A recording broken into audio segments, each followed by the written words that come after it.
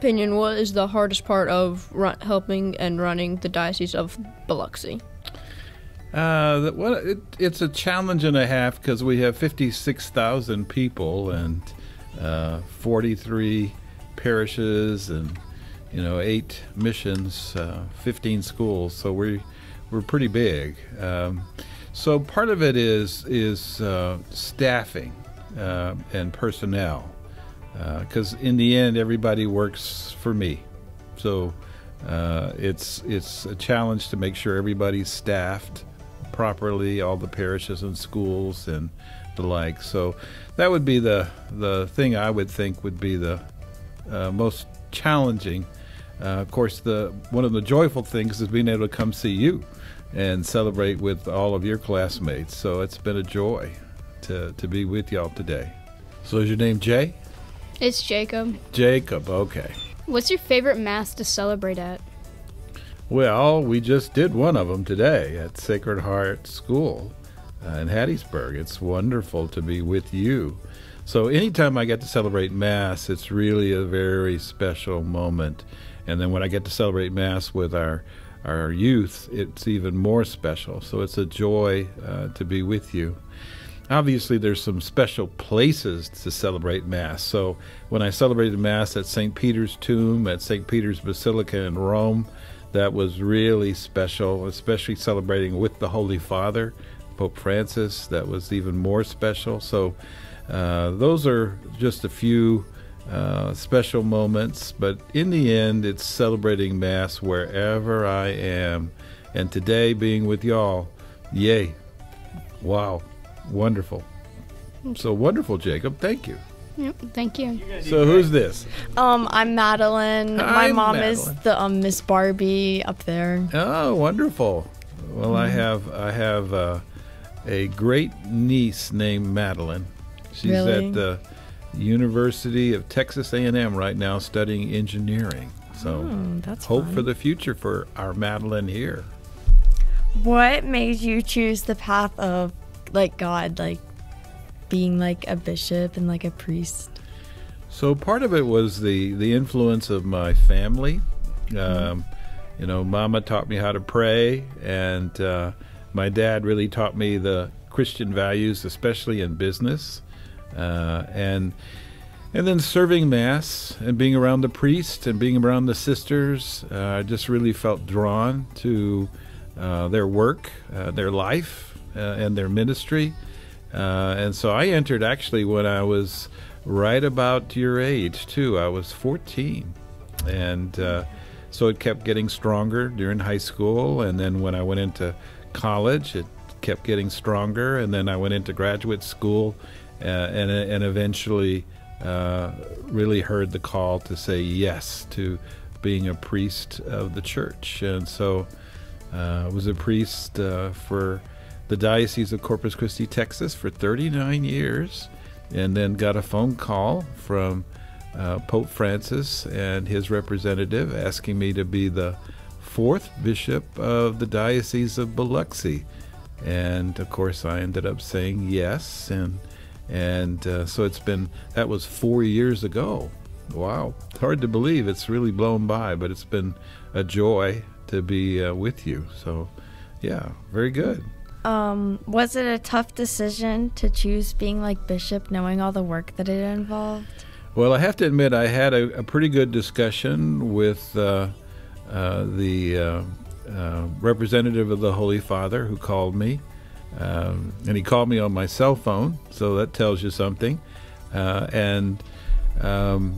Because at the time I was 64 years old, and I said, there's been a lot of water under the bridge, and I've had a lot of different assignments, and does the Holy Father know about all that? And he said, yes, the Holy Father knows all that, and he wants you to be the 4th bishop of the Diocese of Biloxi. So I said yes. How could I say no to the Holy Father? And it's been a joy, to be your bishop. Really has. And a lot of really good priests, a lot of really good sisters and deacons, and then our lay people have been just wonderful. in terms of their acceptance and willingness to walk, with me, especially as I share the gospel with them and the invitation that Jesus is giving us as a diocese. So it's been a joy to be with you. And then celebrating Mass with y'all this morning was a great treat. Yeah. So, yeah. Super. Thank you. Thank you, Bishop. You're welcome. That's a wrap. So, what's your name? Abby.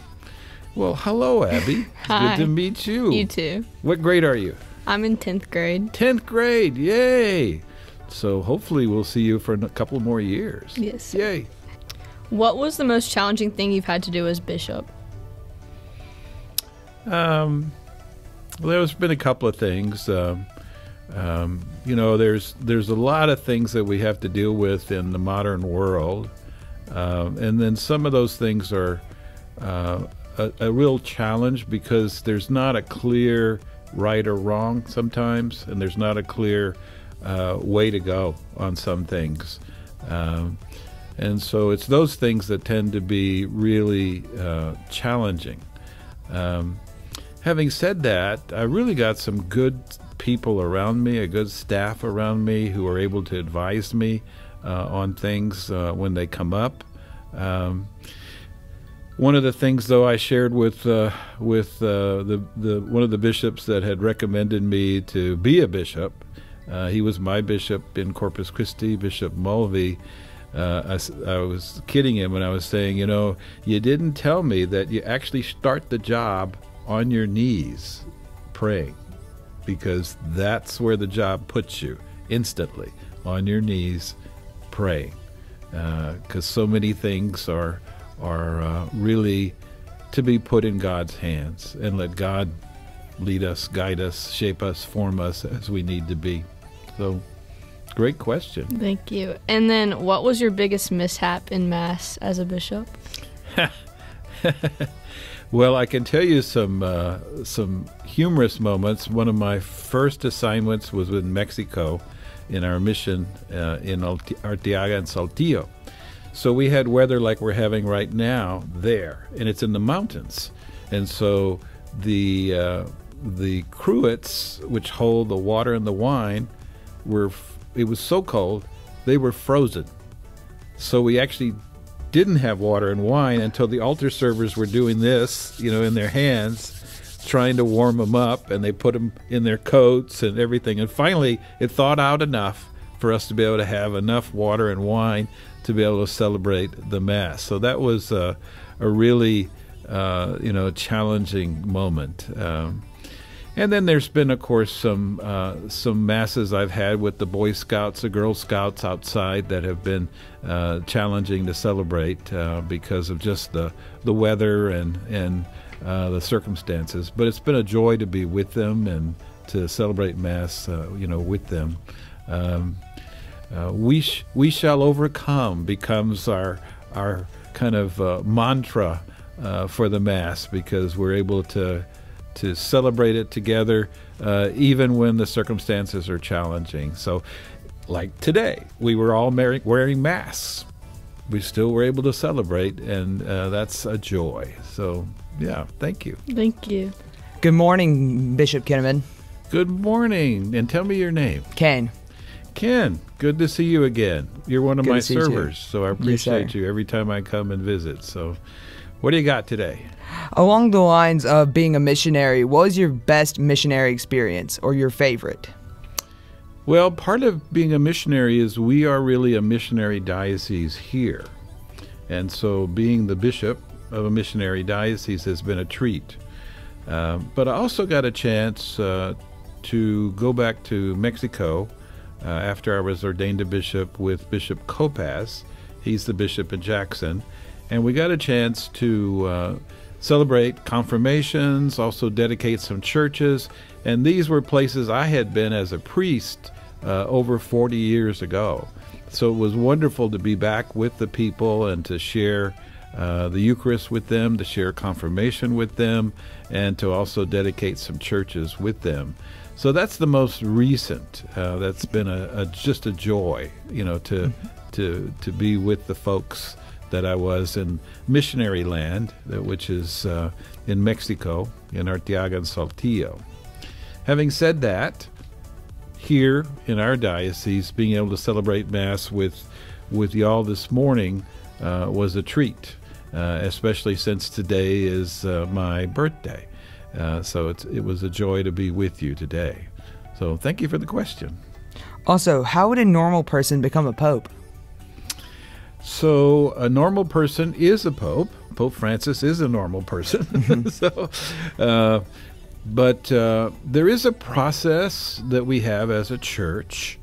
And right now, usually the cardinals of the church, who are the advisors of the Holy Father, are the ones that choose who the pope will be.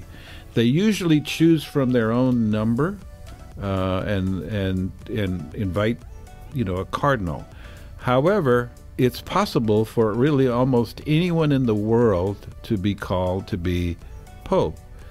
You have to live a holy life. It has to be a life of distinction, has to be a life in service to people, has to be recognized by the cardinals of the church. And generally now it's a priest, but the Lord really calls us to experience His love through our leader, whoever the leader is going to be. And right now it's Pope Francis.